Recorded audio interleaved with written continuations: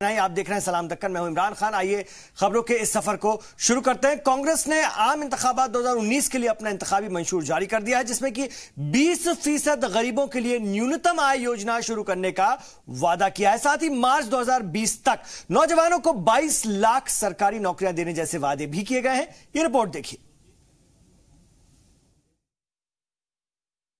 A very strong feeling in South India that they are not being carried by the current government. South India feels hostility from Mr. Narendra Modi. They feel that they are not being included in the decisions of this country. So I wanted to send a message to South India that we are with you and I am standing with you. That is why I am standing from Kerala. मुल्क के अगले वजीर आजम के सवाल पर कांग्रेस सदर का ये अंदाज पार्टी के इंतखाबी मंशूर जारी करने के मौके का है।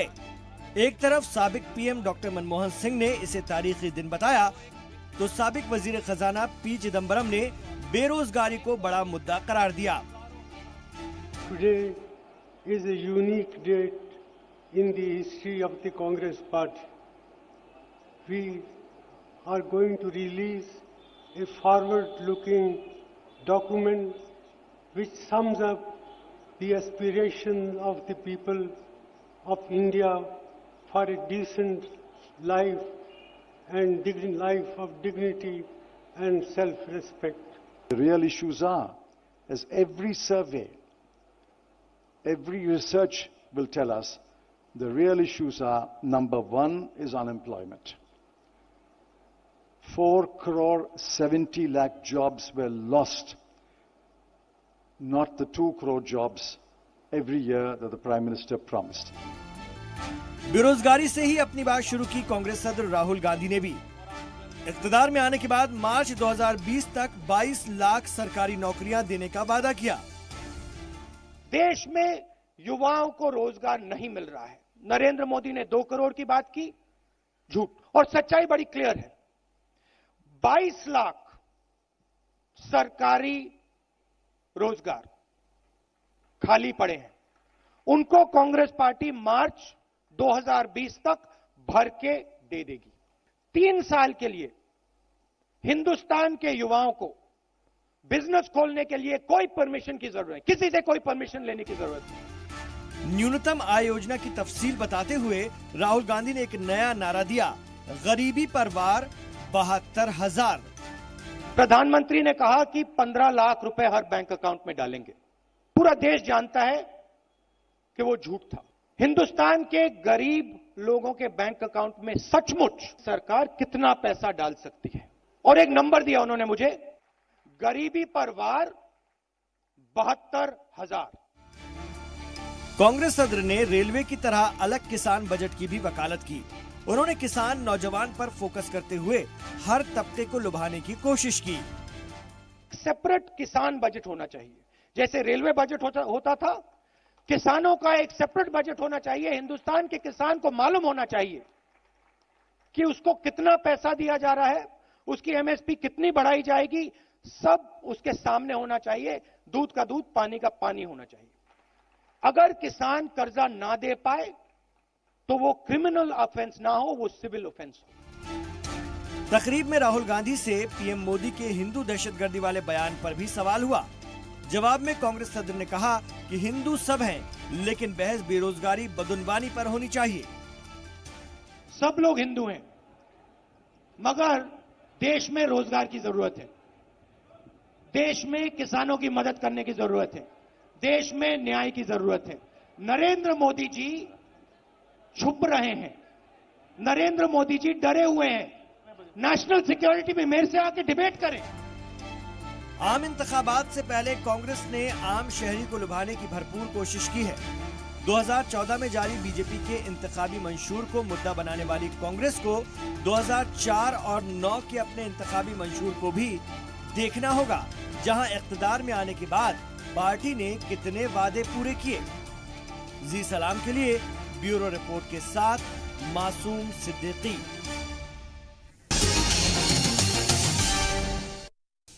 इधर कांग्रेस के इंतखाबी मंशूर में मुल्क मुखालिफ कानून में नरमी को बीजेपी ने मुद्दा बनाया है। तमिलनाडु पहुंचे पार्टी सदर अमित शाह ने इत्तेहादी रैली में जमकर हमला बोला। उन्होंने पूछा कि आखिर कांग्रेस दहशतगर्दों के साथ इतनी हमदर्दी क्यों दिखा रही है। इस मौके पर बीजेपी सदर ने उमर अब्दुल्ला के जम्मू कश्मीर के लिए अलग पीएम के मुतालबे पर भी सवाल उठाया। उन्होंने कहा कि कांग्रेस अपने साथी जमात के साथ है, ये नहीं मुल्क को बताना होगा। रैली में शाह के अलावा रियासती सीएम समेत एआईएडीएमके और पीएमके के भी लीडरान मौजूद रहे। कांग्रेस ने अपना मैनिफेस्टो डिक्लेयर किया है। मैनिफेस्टो के अंदर उन्होंने कहा है कश्मीर से अब सपा को डाउनग्रेड करेंगे, उसको थोड़ा निर्बल करेंगे। मैं पूछना चाहता हूं कांग्रेस अध्यक्ष को, जो जवान देश की सीमा पर लड़ रहे हैं, सीमा सुरक्षा बल के जवान, सेना के जवान, इनको आप बल देना चाहते हो या उनका मनोबल गिराना चाहते हो? आपके साथी कह रहे हैं कि कश्मीर के अंदर प्रधानमंत्री होगा। एक देश में कैसे दो प्रधानमंत्री हो सकते हैं? कश्मीर क्या भारत का हिस्सा नहीं है? कांग्रेस पार्टी ने स्पष्ट करना चाहिए कि अब्दुल्ला के बयान के साथ कांग्रेस पार्टी सहमत है या नहीं। मैं स्पष्ट कर देता हूं कि कांग्रेस कुछ भी कहे, कश्मीर भारत का अभिन्न अंग है। कश्मीर को हमसे कोई नहीं छीन सकता, कोई नहीं छीन सकता। इधर कांग्रेस सदर राहुल गांधी 4 अप्रैल को केरल के वायनाड से पर्चा नामजदगी दाखिल करने जा रहे हैं। हालांकि बीजेपी से अमेठी में हार का डर बता रही है, जबकि खुद कांग्रेस सदर का कहना है कि साउथ के अवाम के मुतालबे पर वो वायनाड जा रहे हैं। वहीं कर्नाटक के साबिक सीएम सिद्धरमैया ने दावा किया कि वो अमेठी से और ज्यादा वोटों से कामयाब होने जा रहे हैं। बीजेपी के हार का डर बताने पर उन्होंने कहा कि क्या पीएम मोदी हार के डर से ही 2 सीटों से इलेक्शन लड़े थे। A very strong feeling in South India that they are not being carried by the current government. South India feels hostility from Mr. Narendra Modi. They feel that they are not being included in the decisions of this country. So I wanted to send a message to South India that we are with you and I am standing with you. That is why I am standing from Kerala. When Narendra Modi is contesting in 2 constituencies, you didn't call, it's a downfall of BJP. Why you are calling now? No, it is not like that. Last time also Smriti Irani contested against Rahul Gandhi won. This time also Rahul Gandhi won in Amethi parliamentary constituency. Not is afraid of Smriti Irani. Is not at all afraid of Smriti Irani. He will win with handsome margin. Wayanadu also, because they wanted him to contest from Wayanadu, from Kerala state, he is contesting on the request of the Kerala Congress leader. It is the request made by the Kerala Congress leaders to contest from Kerala. We also requested Rahul Gandhi to contest from Karnataka. So Kerala Congress people also requested Rahul Gandhi.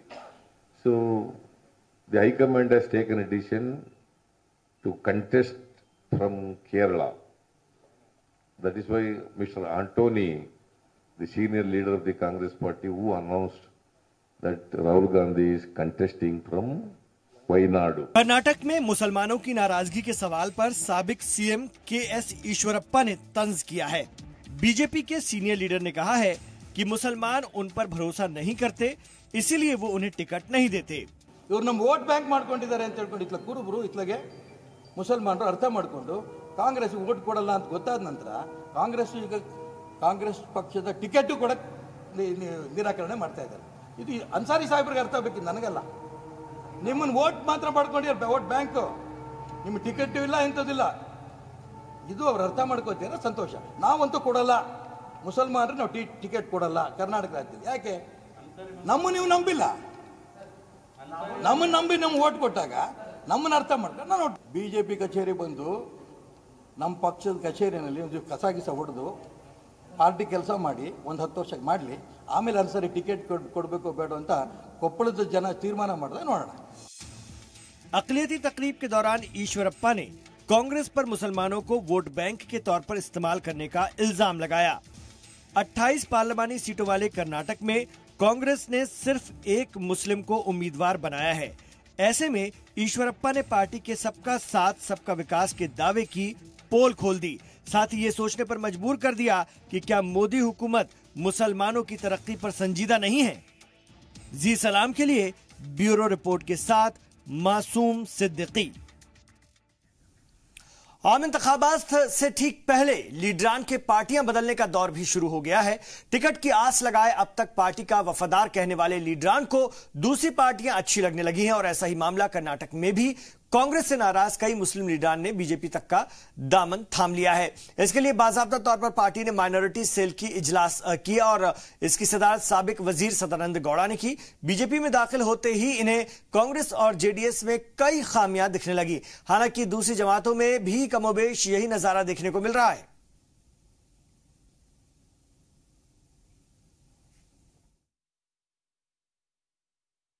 जो हमारे 8 MLA के क्षेत्र के जो है आज जो पूरे जो ऑफिस बेरर्स माइनॉरिटी मोर्चा के यहाँ पर एक बहुत शानदार मीटिंग जनाब सदानंद गौड़ा साहब की सदारत में हमने किए हैं. के बाद जो है उर्दू भवन का जो उनका कार्यक्रम था वो अभी तक जो है कांग्रेस या जेडीएस हो अभी तक उसको तामीर नहीं किया, खाली बातों में पेपरों में कागज़ में रह गई है. तो हमारी जो पार्टी आएगी जनाब नरेंद्र मोदी साहब केंद्र के अंदर फिर दोबारा वो आएंगे, माइनॉरिटी के लिए बहुत कुछ करेंगे. पिछले 5 साल से जो काम किए हैं वो जो है अगले जो प्रोग्राम है माइनॉरिटीज़ के लिए ज़रूर करेंगे कर हमारे माइनॉरिटी को बहुत से उम्मीदें बरकरार है. खाली हमारे कांग्रेस और जेडीएस वाले खाली आदमियों को बहका रहे हैं. बस मुसलमानों को बहकाना और उनको एक तरफ लेके जाना, किसे आदमियों को माइनॉरिटीज़ को लेके जाना. उनको आदमियों को कैसा है, आज आंख में पट्टी बंधी है तो भी कांग्रेस को जाके डालना, ऐसा सिखा रहे हैं कांग्रेस वाले. ये बिल्कुल गलत है. आज ऐसा है, मोदी कितने काम किए हैं और वाजपेयी की सरकार कितनी अच्छी काम किए हैं और मोदी जी की सरकार कितना अच्छा काम किया है. हम सब बहुत से आदमी हैं इसमें, कई सालों से हैं हम बीजेपी में और माशाल्लाह आज तक हमारे को किसमें भी प्रॉब्लम नहीं हुआ. हम सब पूरे सदानंद गौड़ा जी के साथ हैं करके बोल के सब हम वादा किए और माशाल्लाह बहुत अच्छा था प्रोग्राम. एक 50 से 60 आदमी हमारे बीजेपी में, हमारे मोदी जी की जो इंडिया में जो देश में हमारे देश में जो काम कर रहे हैं वो देखकर मुसलमानों भी मोदी जी का साथ देंगे और बोल के आए हैं. कितने लोग शामिल हुए? 50 से 60 लोग जुमे हैं. बेंगलोर सेंट्रल पार्लिमानी हलके के उम्मीदवार रिजवान अरशद के हक में धीरे धीरे नाराज कांग्रेस लीडरान भी तशहीर करने लगे हैं. खास रिपोर्ट देखिए. बेंगलोर सेंट्रल के लिए रिजवान अरशद के साथ सीनियर एमएलए रोशन बेग भी दावेदार थे, लेकिन अरशद को टिकट मिलने के बाद बेग को नाराज माना जा रहा था. इस बीच बेग ने अपने हलके में रिजवान अरशद के हक में तशहीर कर मुखालिफों की गलत फहमी दूर कर दी. साथी रिजवान अरशद हैं, हम उनको दिलो जान से मेहनत करके जिस तरह पिछली बार भी लीड दिलाया था, इसी बार भी हम लीड दिलाएंगे. बिल्कुल कोई इख्तलाफात रोशन बेग साहब से नहीं थे. वो हमारे सीनियर लीडर हैं. उन्होंने मेरे कैंडिडेचर का इस्तकबाल भी किया है और उन्होंने ये बताया है कि मेरा पूरा ताउन है, सब मिलकर काम करेंगे. और ये इलेक्शन जो है, ये इलेक्शन सिर्फ रिजवान को जिताने का इलेक्शन नहीं, कांग्रेस को जिताने का नहीं है. ये इलेक्शन देश को बचाने का इलेक्शन. इंशाअल्लाह हमारे शिवाजी नगर कॉन्स्टिट्यूंसी से रोशन बेग साहब की सदारत में आज ये जो प्रोग्राम था, ये जो मीटिंग थी, बहुत सक्सेसफुल मीटिंग है. इसी तरह से बुलाकर रोशन बेग साहब ने इधर एक मीटिंग किया है. रिजवान अरशद साहब को जिस तरह से हमारे रोशन बेग साहब को जिताए, उससे और मेजॉरिटी से रिजवान साहब को जिताने के लिए हम लोग सारे वर्कर्स को, सारे कारपोरेटर्स, ब्लॉक प्रेसिडेंट सबको बुलाकर ये मीटिंग किया है. ये पार्लिमानी हलका हमेशा मुस्लिम लीडरान की वजह से तनाज़े में रहा है। पिछली बार भी रिजवान अरशद को ही टिकट मिला था, लेकिन मोदी लहर की वजह से ये नाकाम हो गए थे। अब देखने वाली बात ये होगी कि कांग्रेस को जेडीएस का साथ मिलने के बाद कामयाबी का सेहरा किसके सर बंधता है। जी सलाम के लिए बेंगलोर से शाहिद काजी की रिपोर्ट। तो सलाम दक्कन में अब इतना ही। थोड़ी देर बाद आप देखेंगे मुल्क की सियासत बुशरा खानम फहद के साथ।